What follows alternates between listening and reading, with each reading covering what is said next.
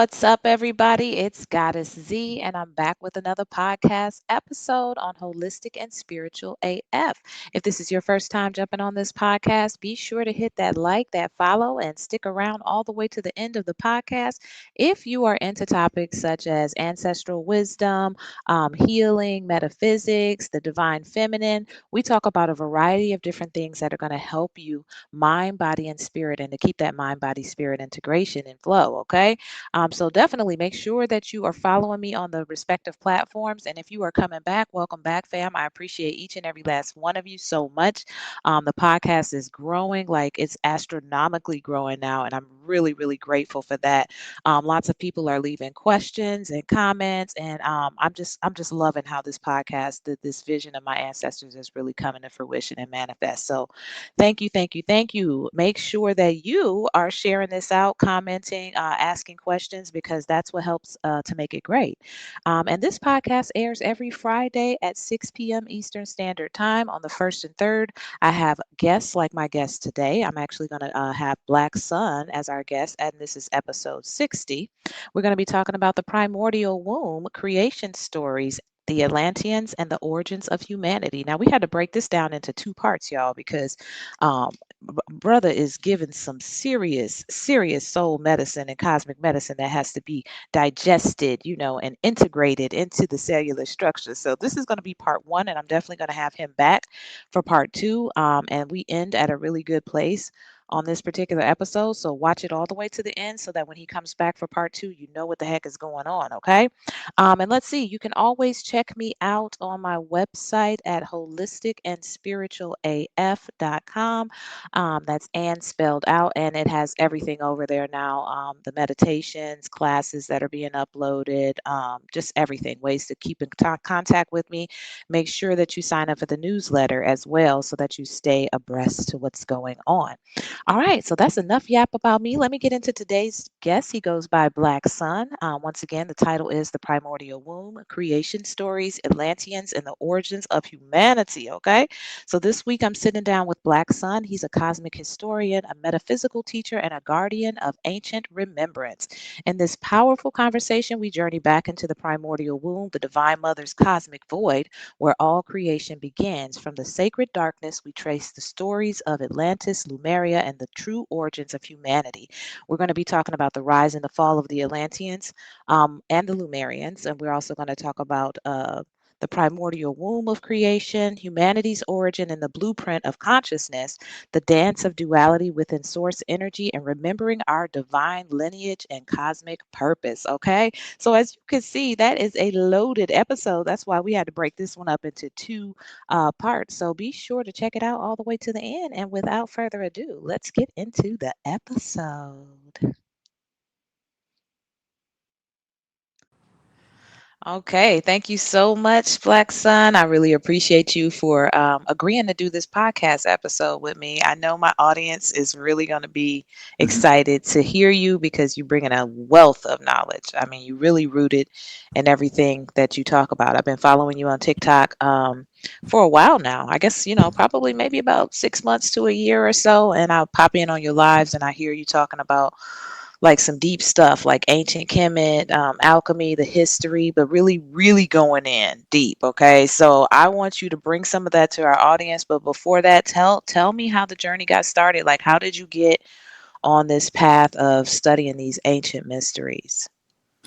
Well, well, thank you first and foremost. Thank you for having me. I appreciate you inviting me to come up here and have a nice, open-minded conversation about some things that can be riveting. So that alone speaks volumes. That you're even willing to have these kind of conversations speaks volumes of, yourself. It takes one to know one. Everybody's not ready for certain things. We all go through stages, so it's not a fault on anybody, but for those who are, you could benefit from this conversation. But to answer your question, in short as possible, um, I've been doing this stuff for about at least 20 years. Since I'm 41. Since I was about 20 years old, I started to, you know, make it my personal hobby and mission to kind of just look into things and read things. First, I started off taking books from the library and not returning them, but I would read these books, and I would get into certain topics, and one thing would lead me down another rabbit hole. And when I got into spirituality, it's I'm going through the same general navigations as most of us. We go through some type of religion, some type of ism, and you as long as me, I always remained open-minded. So although I had an ism, I was still curious, and I was always looking to connect dots to things. That was just my personal style of going about my research. I was trying to make things make sense, line it up in order. I don't know, no one taught me this, but this is how I wanted to go about it. A lot of people look into things for whatever reasons, but I was interested in the order of things. How do things successively fall in line? Because you can hear about a piece of history and you hear about the Greeks and Socrates and the Greeks going into Egypt. You don't know when the hell these things are they overlapping concepts? Which one came first? Like the Kushite Empire or the Egyptian Empire? Like you hear these concepts, but if you don't have the chronological order, you know, these are truths, but these truths can be confusing if you Yeah. don't have timestamps. So, to answer your question in short, I was interested in time stamping things, and that alone is a style of investigative research because you're looking to tie things in where there's gaps, you know. So, Wow. Yeah, and I love that. And that's why that explains why you're so highly intelligent because A, you did a lot of reading, and you've been on the path for a while, so you've gathered and amassed a tremendous amount of information. And I think that most of us that are on a spiritual journey, we are seekers. We go down a rabbit hole, whatever our different respective subject or arena is. That was the same thing for me for healing. I truly believe it's about what's inside of us too. That clearly has a lot to do with your purpose and why you're here returned. So, definitely, I love that. So, like a lot of what you talk about on TikTok is you break down the order of things, like you were saying, like the order of creation, so to speak. But a lot of people talk about ancient Egypt. Tell us a little bit about your experience with that, your knowledge with that. Yeah. um, me personally, I've always had some dibble and dabbling with Egypt because if you're going to come through any type of monastic religion banner, Christianity, Judaism, Islam, either ism is going to intertwine stories of Egypt. So Egypt is always there, right? No matter where you go, there's Egypt. There, even if you're looking into Hinduism and Buddhism, you'll still find that they share some Egyptian motifs, and your heart and your mind can't help but draw you to the pyramids. But what really got me kicked off into Egypt was connecting the biblical allegorical characters with real people in history and connecting who is Moses? Is Moses a literal person or is this like a spin-off type of imitation model? It's like a model but with a different face. Same model, different face. But where's this coming from, right? If there's no grave and there's no proof of these people based on the biblical uh, you know, identification of them, then how could you substantiate a, a character in the Bible? So these things sparked my interest where there was a possibility that there was a connection there. Just the possibility alone sparked my interest. So to answer your question, that's what made me look into Egypt. It was looking towards that. That was my first interest. And from there, it took me down a whole nother rabbit hole of who's who. I'll bet. I'll bet. There's a lot to unpack in Egypt or Kemet, Yeah. So I like that you talked about the characters in the Bible. When you were searching for these characters in the Bible, Moses and, some of these big names, what did you find? Well, interestingly, I was reading a book about the Renaissance, and it was a book. It's a book called the Knights Templar, or excuse me, um, Templars of the East, the Islamic origins of Freemasonry. Um, this is a book that is in the categories of Masonic lodges and libraries, and these books will speak of things in a very different way, not like the mainstream narrative. So, at some point in this book, speaking about the Renaissance and the Moors and the 11 universities, this author, it's a dual authored book, and one of the authors references Moses, but he puts slash Akhenaten, and then he goes in a sidebar and starts to go into this thing about the Ark of the Covenant and how this is Egyptian tradition. No other culture had an ark, and I was like, wow, I didn't think about it like that. This ark that they carried, is that a Jewish tradition, or where did that come from? They didn't have that. The Israelites, they're the Hebrews, they Hmm. were like nomads. They were just wanderers of the desert. They had sheep, but they were, I always say this because this is a untold truth about the word Hebrew. Hebrew doesn't mean Israelite. It's just that most Israelites were Hebrew. Hebrew means cheap labor hand, right? And Hmm. they were wanderers of the desert who looked for jobs, labor, like the Templars, what became Masonry. These Templars were they were a militia, and they were open for business. It's just that the Catholic Church paid them all the time and pretty much kept them in their services. So it looked like they were one with the Catholic Church, but really the Templars were a free agency. Hmm. So the so-called Jews, or the Israelites, the Semitic people, these people were wanderers. They were nomads. So they didn't have arcs. They didn't have culture and a definitive law and things like that because they didn't stay in one place for too long. So these arcs were traditionally kept with the pharaoh, the king of that time, if he was traveling from, let's say, southern Egypt to northern Egypt, or even outside of Egypt. Later on in the 18th dynasty, they had jurisdiction outside Egypt. Wherever the king traveled, he had a whole conglomeration with him, and they would bring this Ark of Amun. So the Ark of Amun, which was so called the state god of Egypt, Amun just means the unseen. And Tutankhamun, this means the living image of the unseen god. So the Ark of Amun was always carried around by the kings. So this is where the tradition comes from. Way later now, you got 1,000 years later. Supposedly, this Jesus Christ is trying to be forced into history, and now you have this Ark practice. This Wow. is coming from somewhere. Yeah. You you just broke down a whole lot, and a whole lot. When you kept talking about the Templars at night, that they had a movie about that not too long ago. I watched that, but I was thinking about the story in the Bible. Like in the Bible, I remember like they basically try to make the pharaohs or the Egyptians the bad guys, and break that down. What the reasoning and purpose would be behind that, or what you believe. Very, very good question. One of my most favorite disclaimers that I always say on all my lives and most of my content, if I'm recording, is that there will be I will make sure when I'm going to embellish or give my personal belief. I try my best to speak very academically sound. Even my lives, I have you know um, a whole variety of different pictures and photos that can bring life to the things I'm talking about. But just to answer your question now thoroughly, what do I believe is the reason why they would flip that narrative around like that? Well, it's like a thief telling on themselves. If I take your wallet and I know I took your wallet and you don't know, and you come in the room and you just like, okay, let's go to the store.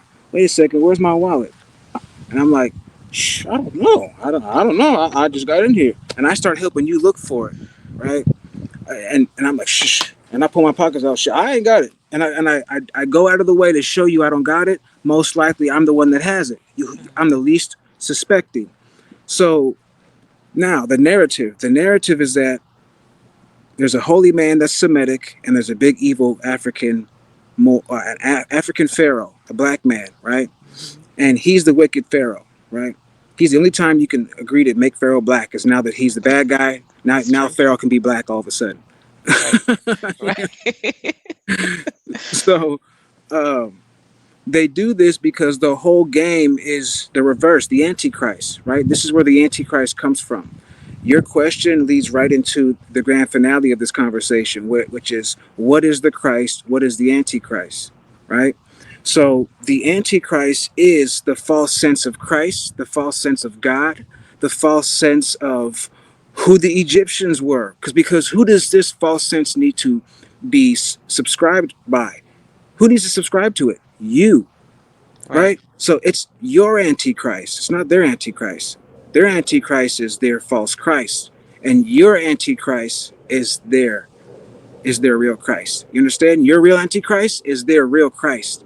In other words, they designed the Bible to be backwards, it's told in reverse, and they took race out of it. And Hmm. this is one of the topics that's one of the most significant in the Bible that nobody looks at the same way they're following Jesus. You're not following the footsteps of the son of Noah, right? The son of Noah, his boat landed, this Noah's boat landed in Georgia, and that is the Caucasus Mountains. And the Caucasus Mountains border Turkey. And Noah had these sons. One of the sons named Japheth, the wicked son. He had a line of sons as well. And guess what? His second son's name was Magog. And his first son, Gomer, he had a son that became Japheth's grandson, Ashkenaz. Ashkenaz is modern day Turkey. So the land of Ashkenaz is bordering the Caucasus Mountains, which is Georgia. That's between the Black Sea and the Caspian Sea. So when this abomination of Atlantis survived this inundation, right? This deluge, this flood of Noah. So poetically written, right? We all know this is allegorical, but there's some truth to it. Right. It dropped off this natural impossibility, this Caucasus man. So this Gog and Magog is the roots of the Caucasus race, the Neanderthal, and the gradual process of him refining himself by mixing with humans. How could they say a Neanderthal mixed with humans if they're the first expression of man? Obviously, humans means the original black people that were here, and they Right. refined their looks through the mixing. Their their noses became less bulkier, right? Their foreheads less prominent because they were an abomination. They're a genetic impossibility. There's no such thing. That's why it's out of Africa theory. There's no such thing as black Africans migrating to Europe, and because Europe is somehow mythologically so fucking so You can cold. cuss.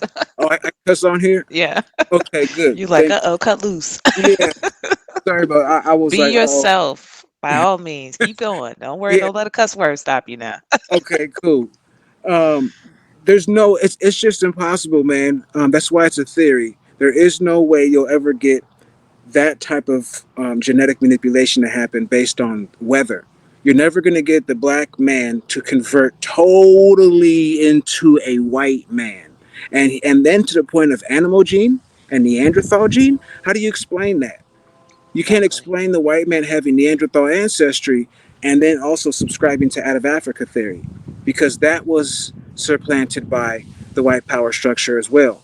Because as long as you thought that white men came from you would subscribe, you would give them the natural disposition of a human being. They're Right. mankind. They're a kind of man. So my only I'm sorry for being long with it, just to answer your No, question no, go thoroughly. do you. Why would they reverse? It's because you have to take it back to who's doing the reversing. They're telling their story with the Bible, right? This is their holy book, their documented story. You can't trace back the roots of black people. We talk about Atlantis, Lemuria. You can't trace us back. Right. Them you can trace back. And so they made this your holy books now. While they made the Dark Ages happen and erased all these books of Kemet and these lost knowledge of the Moors, well, what's the lost knowledge? The story of the two bloodlines, the human originals and the non originals. Yeah. And so this flood of Noah becomes the beginning of some people who are known to have survived, right? This abomination of the flesh, this forbidden science, Atlantis and Lemuria by Rudolf Steiner. It talks about they knew how to mold a new race. Genetic engineering was a thing. So, Hmm. in short, the Antichrist energy is an anti-consciousness energy. That Christ energy is your higher self. That science and the archetype of Christ is 100% African.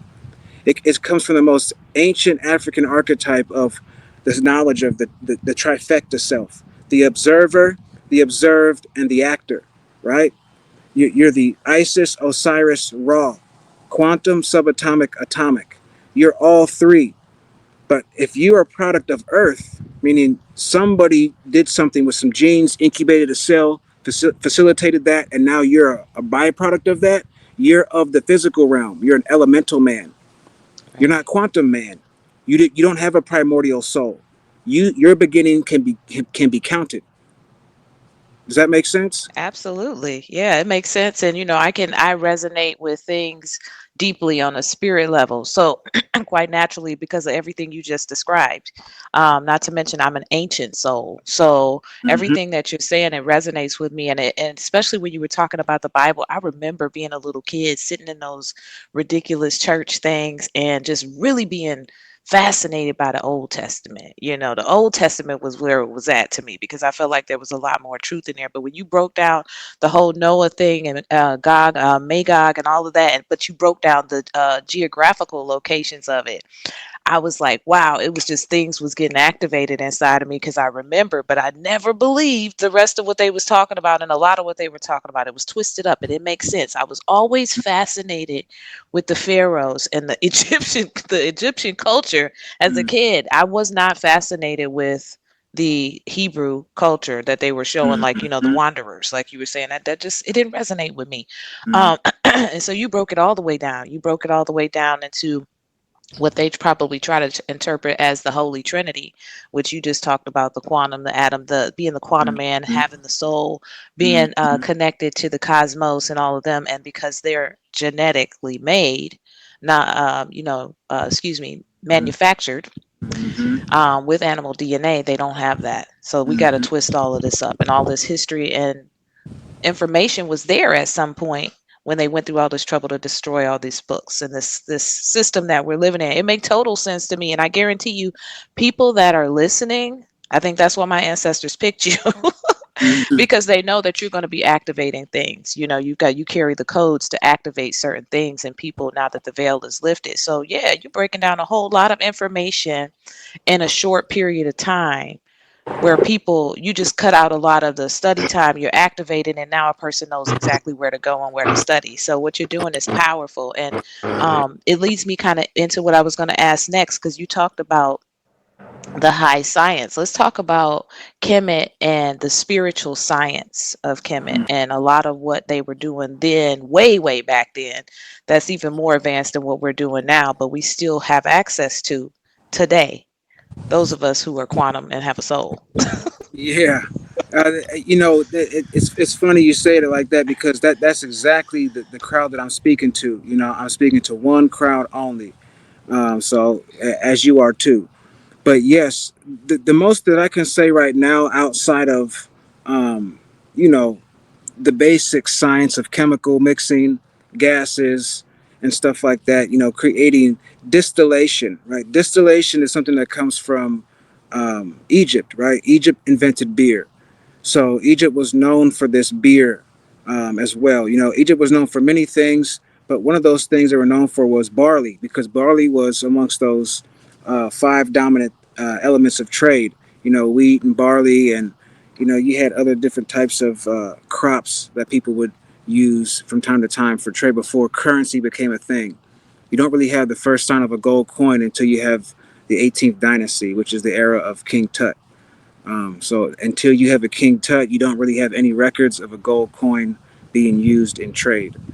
Um, but Probably because everything was an energy exchange, a current energy currency exchange. There yeah, was no they, need for they no had a lot of physical. barter. Yeah, Exactly, they had a lot of barter, and there was a lot of it was diplomatic, a lot of diplomatic means of reason why things were going with what they were where they were going. But to answer your question, distillation was taken to the next level, like herbal tinctures, creating liquid herbal extracts from bark and root. Like making high concentrated herbal tinctures, because distillation was always a thing since Egypt. But again, the science faded because the Greeks and the Romans came in, and a lot of things changed. But it got taken to the next level with the Moors. The Moors practiced, mastered the art of taking the ethanol, which is the alcohol, soaking the herbs in it for X amount of time, the bark, boiling these barks and these roots to a certain temperature, right, for however long, mixing and stirring. This long, laborious way of root extraction, because root extraction and bark extraction is not something that happens overnight. It's an entire process, you know. So that was something that the Moors um, refined that practice, and they took it to the next level. And so now you have, fast forward, you have this grand America, and what is their biggest moneymaker? Beer, right? That was the that was the phenomenon of Egypt. So the phenomenon of America is beer, right? American beer, alcohol, right? This is like the main port. Well, that was how Moors, that was the Renaissance era. The Renaissance era had, that's when you started to get fine wines and, you know, all these different types of liquors distilled down, and, you know, like the idea of somebody putting their name on a liquor. This is Moorish distillation science. You see what I'm saying? Hmm. Yeah. So these were the things, and the book of Templars of the East, and the Islamic origins of Freemasonry. Books like that will, you'll see that you'll find this information in there. Yeah, I'm definitely gonna have to check that out. And I'm just like amazed how you just pull this information out. Like you remember these names, these times, these dates. Like it's not written down anywhere. It's encoded in you. It's embedded in you. It's a remembrance. Right. That's amazing. And I like how you talked about the alchemy too. So there was a lot of alchemy going on as well. Like talk about how and you talked about it a little bit with the Moors, but talk about like the spiritual alchemy that was going on in Kemet and like how that was transferred or being remembered. That's what's happening now today.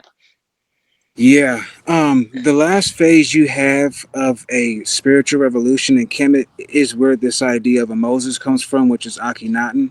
He saw that the kings of the 18th dynasty, the high priests of Amun, he saw them leaving the more spiritually sound practices. He saw that the high priests had pretty much lost a lot of their quality in character, and practices became not what they once were. The rituals were not held to a certain standard as they once were. He saw Egypt spiritually and culturally falling off.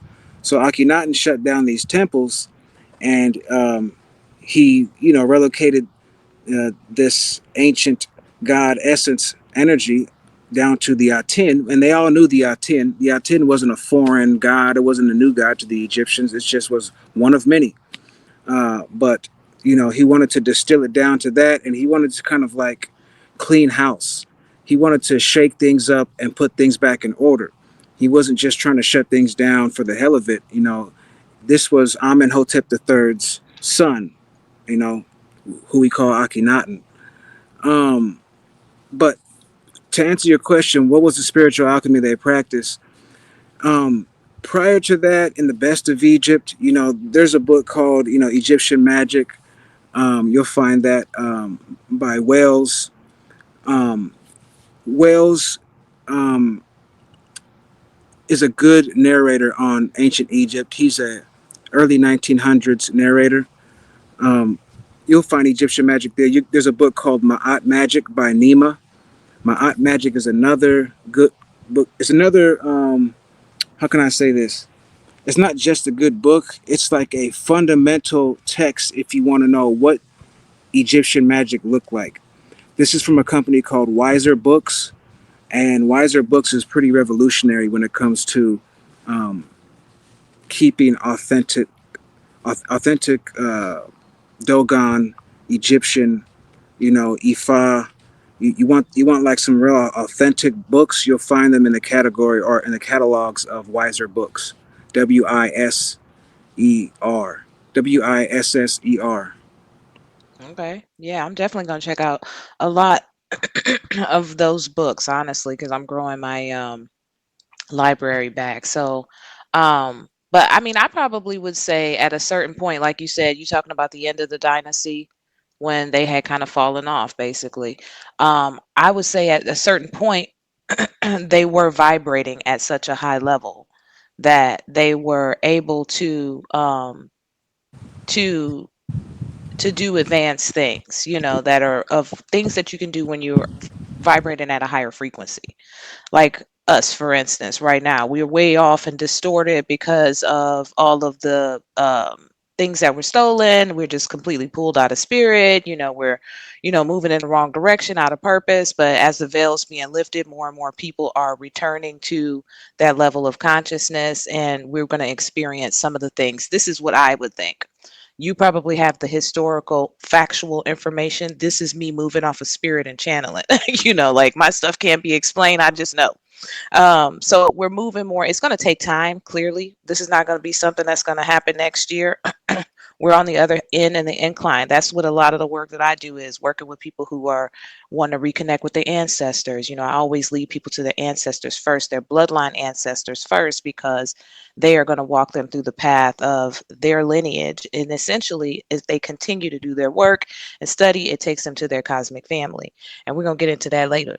So it's my understanding that in Kemet, at a certain point, you know, they were closer to the cosmos level of consciousness than human consciousness. Some of them were walking gods and goddesses. And so, therefore, at a certain point, because they were vibrating so high, their spiritual frequencies were so high, they were able to experience and create things that we couldn't even conceive of in our human little minds right now. Like, for instance, they were able to um, power the city with electricity from using water from underneath the pyramids based on where they were placed on the grid lines and things Mm-hmm. like that. Mm-hmm. So, yeah, that's what I meant by that. So, do you have any insight on that? Yeah, definitely.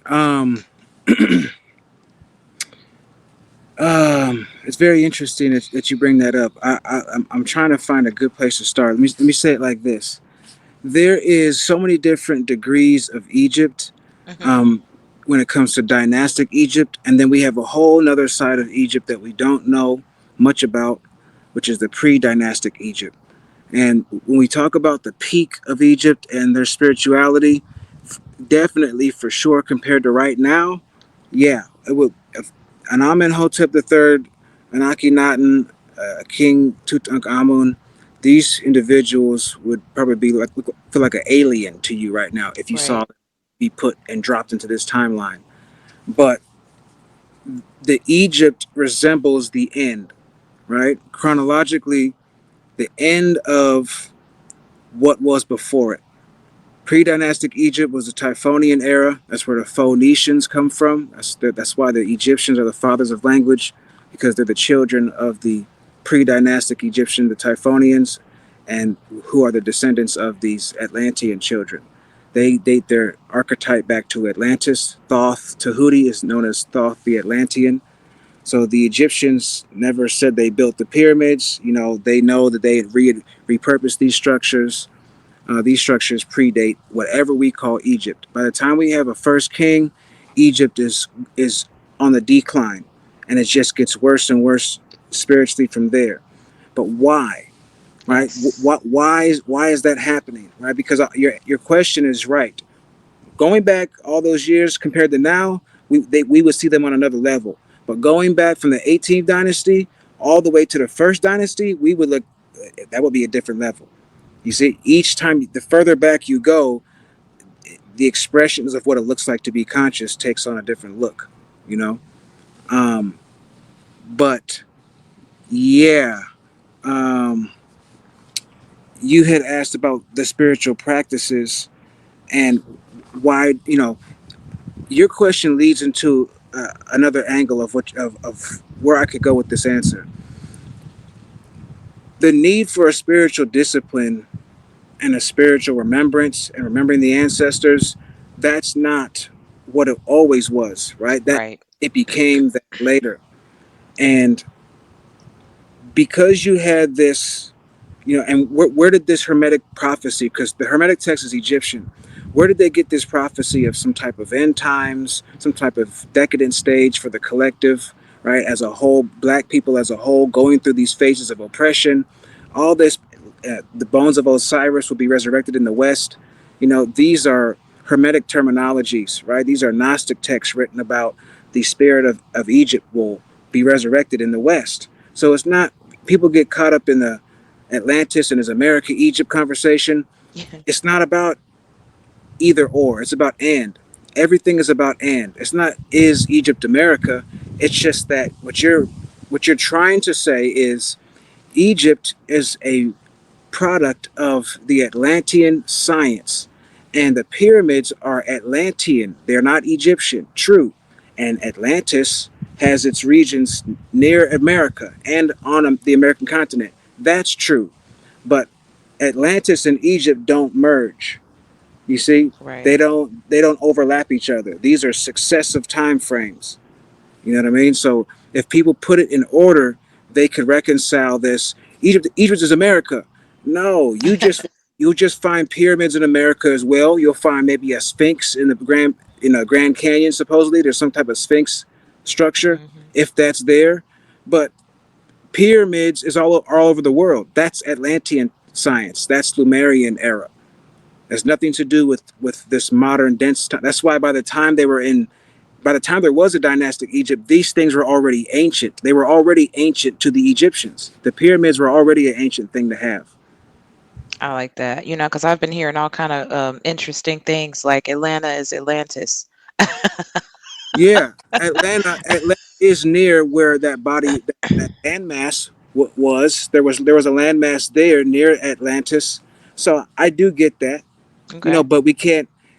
I mean, we know that there was a whole bunch happening here. So at some point, yes. I mean, hey, you that there is a truth to that. Okay. Yeah, there's a Um, truth to that. okay. So tell us about, you're saying a lot about the Lumerians and the Atlanteans. Tell us about those errors and how one came into the other. Fantastic question. The Dogon and the Egyptians say their ancestors came from the star Sirius, Sirius A, Sirius B. They came through the Sirius Stargate, B. and they're the first soul entities to come into the Earth realm, and they're the originals, right? They trace back the origins of life on Earth, right? The cosmic connection to the cosmic ancestors. So the Dogons are a society that came as a byproduct of the priests from Egypt moving once the Greeks and all the other invasions took place. The high priests were on a mass exodus in different directions, and a lot of them went to North Africa and West Africa, and that's what created the Dogon society. So the Dogons have the same exact science, the same exact Neters and Orishas, the same archetypes, same pantheons, because those high priests are the ones who started the Dogon Society, the high priests of Egypt. Um, so Lemuria is the first phase of Earth. For those who initially came through the Stargate, those androgynous soul entities. Your brain has two hemispheres, your soul has also two hemispheres. But at this point, once you got split into the binary expression of male and female, now your soul is split and it's polarized into one of the two hemispheres. But that took place in Atlantis. But the Lemurian era, it was androgynous, it was unified. Like your brain is androgynous, both Hmm. hemispheres exist. Your soul was androgynous there. So the entity that was expressed is like glue drying. Think of it like when you first glue something and you set it, it's most malleable in its early stages because you can't come through the Stargate with no damn teeth and bones, right? Right. So you have to come through in your causal body, like your seven auric, your auric field has seven layers, right? Your emotional plane, mental plane, causal plane. Hmm. You have the vital plane. These are literal different expressions of your body, your archetype, your blueprint.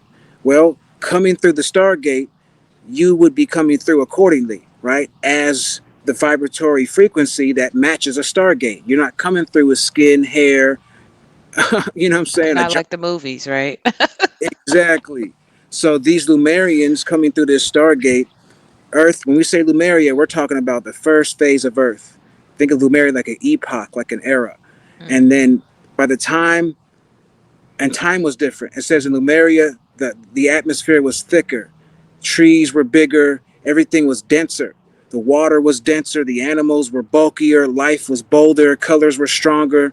You know, the rainbow was even damn near tangible, right? But this Hmm. was yet still a more etheric stage for the Lumerian, right? The androgynous one.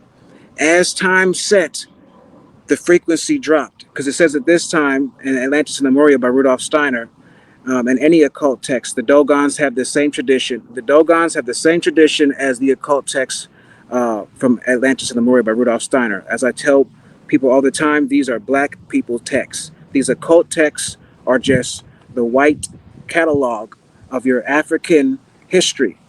And they're telling it in a way that doesn't put you in the literal writing. But if you To know put you enough in of it, it still ain't for you.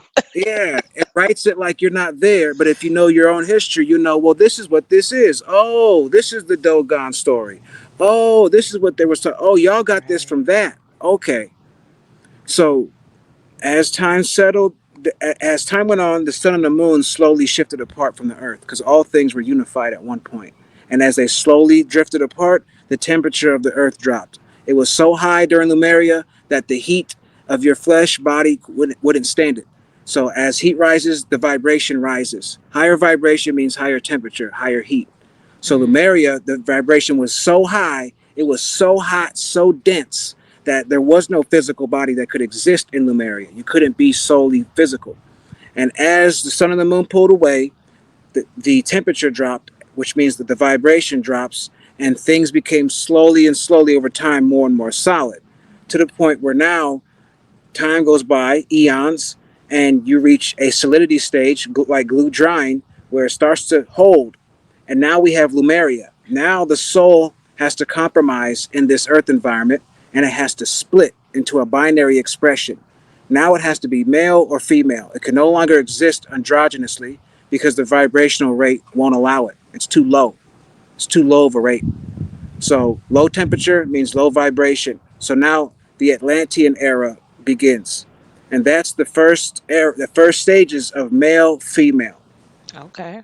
That's why you don't have one Adam and Eve. You have multiple because there was multiple Lumerians and there was multiple splitting of individual soul entities. Okay. And so, and then that would be like the beginning of the human experience, you know? Exactly. Okay. Exactly. Interesting. Interesting. So you kind of described, I guess, right after the primordial womb entering, phasing in as the androgynous beings. Who knows how long ago that was? And then, like I said, I'm not even going to try to put a Yeah, you little can't. number, a little human number on it. Definitely. That That's inconceivable. Like, 100. and then they come into the Atlantean. So how do they come in? Now, clearly, like you said, there's no need for connecting with ancestors at this time. We don't have all of this distraction and we don't have anything with an evil plan, to set out to destroy. So they're just able to create and evolve. So how does it go from that to this high advanced society? Um, yeah. Beautiful, beautiful question. How does it go from that to this high advanced society? Now, yeah. So the Atlanteans, they specialized in creation of. Let me say it like this: artistic, um, natural, original creations of things made from the earth and whatever different elemental things that you can construct naturally. This was the art of the day for Atlantis. It was all about inventions. What could you invent that things that could be used and that could take the experience of living here to the next level. That was the original endeavor of the Atlantean, was just invention and next level science. And when we say invention, and we're not talking about no damn caveman, right? We're talking Right. about they have endowed knowledge. They're coming through this stargate, so the knowledge and the consciousness is actually declining. The Lumerian is way more advanced than the Atlantean, right? And the Atlanteans way more advanced than the Tartarian, and the Tartarian is more advanced than the modern man we have today. So the further back you go, it gets more and more advanced. So Atlantis, although it's not as advanced as Lemuria, it's still extremely advanced because this is, like I said, the first stages of male female. So this science of this time, this was when things were going to the next level. How we get to this doomsday prophecy situation, the early Atlanteans, who their forefathers were Lumerians, the androgynous ones, that was a whole different brand, right, of Atlantean, the very first phase Atlanteans. So think of it like people who were born in the turn of the century of 18, 1900s. versus people who were born at the turn of the century, 1900 to 2000s. Totally Right. different expression, right? It's interesting. Yeah. So the Lumerian, excuse me, the Atlantean who was the first stages of Atlanteans, that was a very extremely high vibrational, extremely high conscious, different in potential and everything that they did. As time went on, the quality descends, but yet it's going simultaneously like this. For example, it says in Atlantis and Lemuria by Rudolf Steiner that the Lumerians as well as the Atlanteans did not use their brain. They came with an intuitive knowing. The brain took a back seat to the mind. The mind is something that exists on a mental plane, which is one of the seven bodies of your auric field. So you exist in the mental plane, and that's what the mind means. The mind is the same thing as mental plane, where you operate from, but the brain is the receiver. So the brain for the early Lumerian was it was irrelevant. There was no brain that needed to learn something. They came intuitively knowing and they acted from that intuitive knowing. And that intuitive knowing, that natural, like you said, the Akashic Records idea, this is ancestral knowing of Mhm. just doing certain things. Well, that comes from the traditions of Lumerians passing this down to the Atlanteans and so on and so forth. So they just knew because Lumerians just knew. But then Right. as time went on during Atlantis, as the vibrations slowed down, as the Earth and the Sun and the Moon pulled further and further apart, the frequency slowed down, and so the densification of the physical body became uh, more and more of a factor. It compromised how well the causal body, will dominate, right? Because now your soul has to conform. It's already split, but now as the vibratory rate drops, now your soul takes more and more of a back seat. Mhm. Now it becomes the spark within, this divine spark, as opposed to this dominant flame that you just yielded. So now this soul factor, the denser it gets, the less influential it gets over the flesh. Okay, so just think of it like that. So by the time you had the last Atlantean phase, now we have a different grade of Atlantean. Wow, that's all I got to say. Okay, so is your head hurting? Did you get activated? Okay, because that was a loaded episode in that short period of time for that part one. Okay, so make sure you drink your water, allow that to integrate into your cellular structure and activate what it needs to activate with inside of you. Thank you so much for making it all the way to the end of this podcast. And once again, make sure you're following me on either Apple Podcast, Spotify, YouTube, so that you can stay in tune when we drop that part two. All right, peace.